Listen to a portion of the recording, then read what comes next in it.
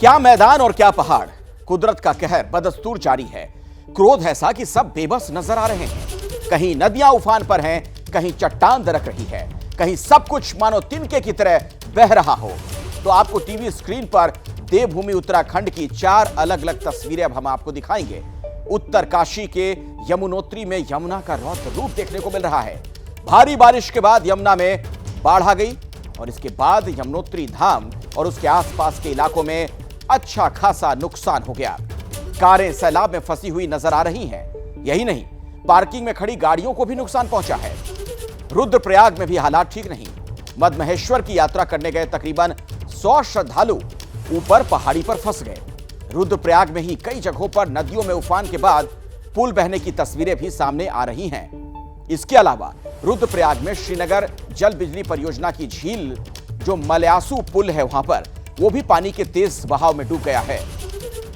आइए सीधे मैं आपको लिए चलता हूं। लक्ष्मण राणा हमारे संवाददाता वहां से हमारे साथ मौजूद हैं। लक्ष्मण, कितना बड़ा नुकसान हुआ है, कुछ और जानकारी मिल पा रही है?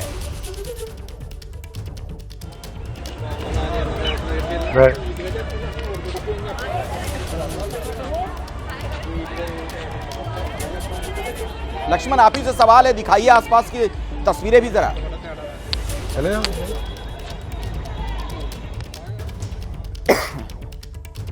शायद मेरी आवाज उन तक पहुंच नहीं पा रही है, दोबारा हम कोशिश करेंगे उनसे हम बात कर सके।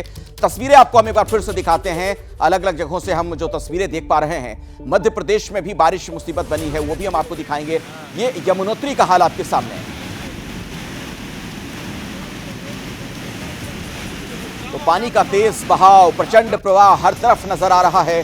पुल डूबे हुए, लोगों के घर बार डूब चुके हैं। प्रशासन की कोशिश जो भी की जा रही है, प्रशासन की तरफ से जो भी प्रयास किया जा रहा है, उससे लोगों को राहत मिलती हुई तो फिलहाल नजर नहीं आ रही। हर तरफ आप देख रहे हैं पानी ही पानी, और जो पहाड़ी इलाके हैं वहां भी बुरा हाल है। और लक्ष्मण, अगर आप मुझे सुन पा रहे हो तो जरा दिखाइए वहां आसपास का हाल, दर्शकों तक वो तस्वीरें पहुंचाइए।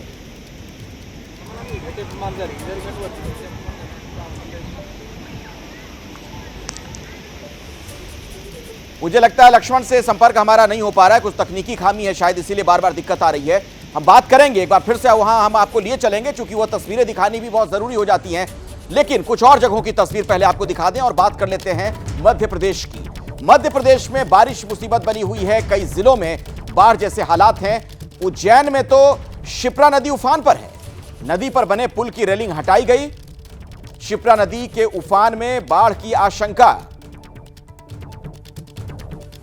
तो शिप्रा नदी का भी हाल बेहाल, वहां पर भी बहुत ज्यादा पानी, हर तरफ पानी पानी नजर आ रहा है। लोग त्राहिमाम हैं, त्रस्त हैं, परेशान हैं। मध्य प्रदेश में भी बारिश मुसीबत बन गई है। ये तस्वीरें जो आप देख रहे हैं, ये शिप्रा नदी की तस्वीर आपके सामने है। ये उज्जैन में किस तरीके से लबालब भरा हुआ, ये नदी हर तरफ से लबालब भरी हुई दिख रही है पानी से।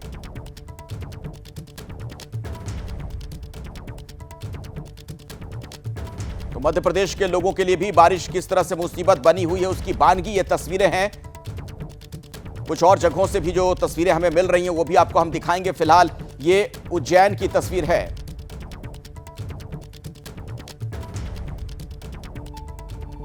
और अब मेरे साथ लक्ष्मण सिंह जुड़ गए इसी खबर पर और अधिक जानकारी आप तक पहुंचाएंगे। लक्ष्मण, क्या तस्वीर आप देख पा रहे हैं, किस तरीके? विक्रम, माफ करिएगा, विक्रम आपका नाम है। विक्रम, क्या देख पा रहे हैं अपने आसपास? जी जी जी, देखिए ये जो शिप्रा नदी का जो आप देख सकते हैं किस तरीके से पूरी लबालब हो गई है। आम दिनों में ये शिप्रा नदी का जो जल है वो आम दिनों में जो इतना लबालब नहीं रहता है। और आप देखिए यहाँ पर जो घाट है, वो घाटों पर जो पुल बना हुआ है, उस पुल पर लगातार जो पुलिसकर्मी, सुरक्षाकर्मी हैं वो यहाँ से लोगों को हटा रहे हैं। शिप्रा नदी में कभी भी जल स्तर और अधिक बढ़ सकता है। रुक रुक कर बारिश हो रही हो, खास तौर पर जो इंदौर और देवास में जो बारिश होती है उसका असर भी उज्जैन में पड़ता है। मोक्षदायिनी शिप्रा नदी के दर्शन करने के लिए यहाँ बड़ी संख्या में श्रद्धालु आते हैं। लेकिन आप देखिए अभी फिलहाल जो घाट का मैं आपको नज़ारा दिखाऊंगा कि जो घाटों पे पूरी तरीके से सन्नाटा पसरा हुआ है और जो घाटों को जोड़ने वाला पुल है वो भी कहीं ना कहीं शिप्रा नदी उस पुल के आसपास जो है वो पूरी तरीके से लबालब है और पूरी तरीके से शिप्रा नदी पर जो घाटों पर पुलिस कर्मी है उन्होंने निगाह रखना शुरू कर दिया। आप देखिए, ठीक है, मैं देख पा रहा हूं वहां पर लगातार ये जो तैनाती की गई है ताकि किसी तरीके का कोई हादसा ना होने पाए। एहतियातन प्रशासन की तरफ से ऐसे कुछ कदम उठाए जाते हैं। उत्तर प्रदेश की अब मैं बात करना चाहूंगा। कई जिलों में लगातार बारिश हो रही है, लगातार बरसात से नदियों का जलस्तर बढ़ गया है और लखीमपुर खीरी में शारदा नदी का प्रकोप देखने को मिल रहा है। नदी के कटान में किसानों के खेत समाते जा रहे हैं। शारदा नदी के उफान से ग्रामीण जो हैं वो खौफ में हैं। खेत जो उनके हैं वहां एक बड़ा हिस्सा उस खेत का जलमग्न हो चला है। दिव्यांकर तिवारी हमारे सहयोगी वहीं पर मौजूद हैं। दिव्यांकर,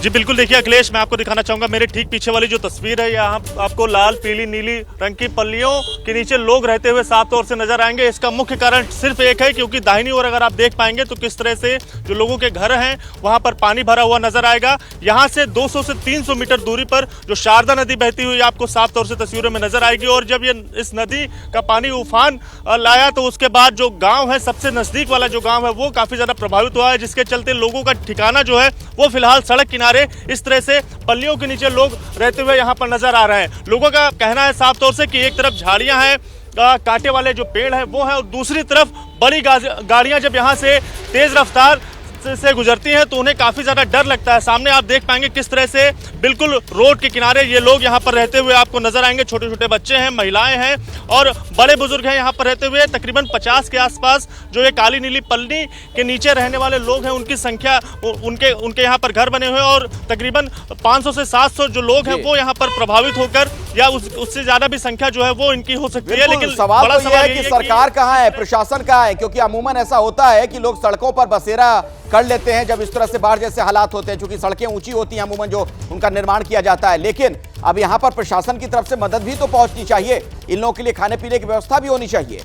रेस्क्यू की एक और तस्वीर दिखाते हैं आपको उत्तराखंड से। यहां मद महेश्वर के पास 100 से ज्यादा टूरिस्ट फंस गए।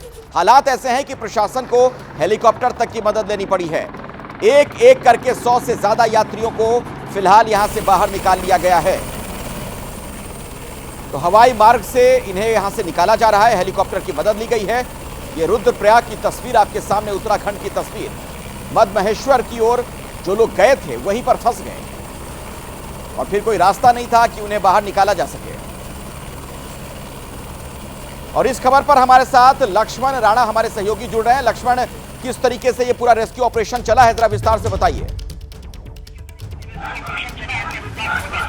जी देखिए, मद महेश्वर ट्रैक पे कई टूरिस्ट वहाँ पर फंस गए थे। जो स्थानीय प्रशासन रुद्रप्रयाग का है उन्होंने वहाँ पर रेस्क्यू अभियान चलाया हेलीकॉप्टर के जरिए। वहाँ पर जो 50 जो पर्यटक थे उनको रेस्क्यू करने के बाद जिला मुख्यालय रुद्रप्रयाग लाया गया है और अब वो बिल्कुल सुरक्षित हैं, क्योंकि सुबह से ही डीएम जो सौरभ गहवार हैं रुद्रप्रयाग के, वो इस रेस्क्यू ऑपरेशन की जो मॉनिटरिंग वो सुबह से कर रहे थे। और इसके बाद जो 50 जो टूरिस्ट थे जो मद महेश्वर ट्रैक पे फंस गए थे, क्योंकि चमोली और रुद्रप्रयाग जनपद में लगातार बारिश हो रही है। अगर गोपेश्वर की अगर बात करें, जिला मुख्यालय चमोली का कहा जाता है, यहाँ पर भी कई सड़कें बंद हैं। नंदप्रयाग से नंदानगर को जोड़ने वाला जो मोटर मार्ग है, डेड लाइन मोटर मार्ग है, वो पूरी तरह ध्वस्त हो गया। करीब 45,000 की जो आबादी है वो फंस गई है और आवाजाही बिल्कुल वहां पर रुक गई है। लोग काफी परेशान हैं। हालांकि विभाग है और कुदरत के प्रकोप से मध्य प्रदेश भी नहीं बच पाया है।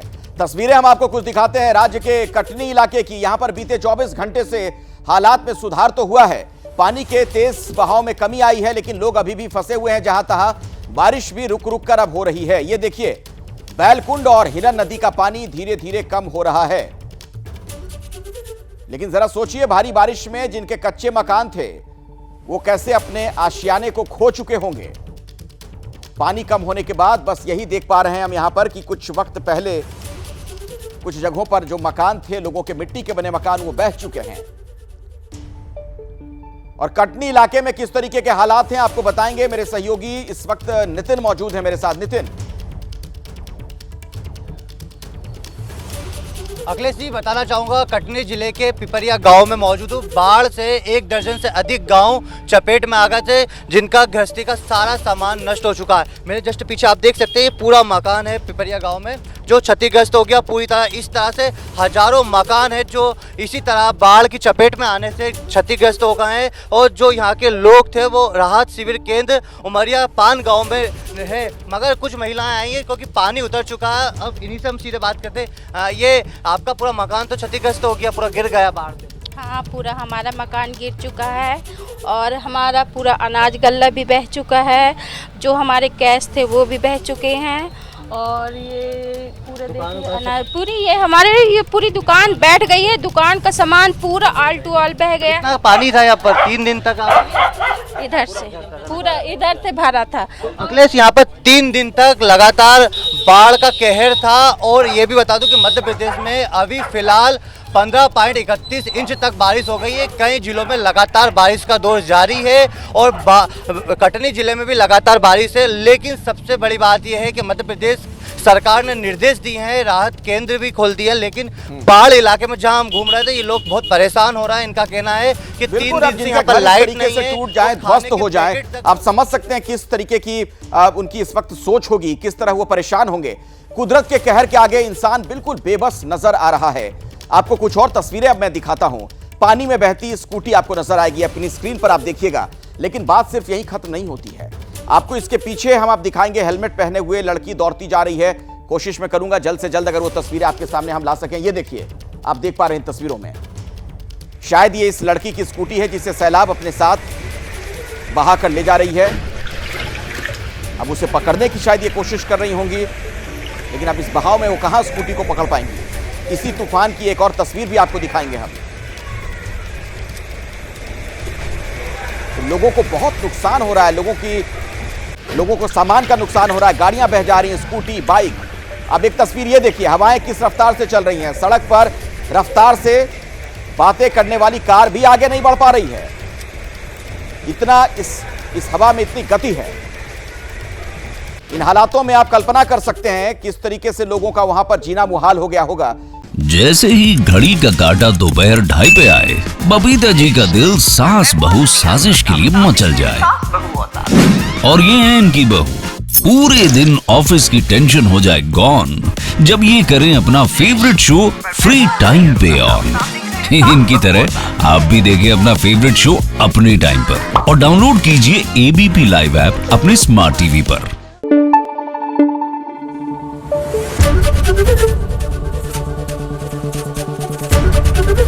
एबीपी न्यूज आपको रखे आगे।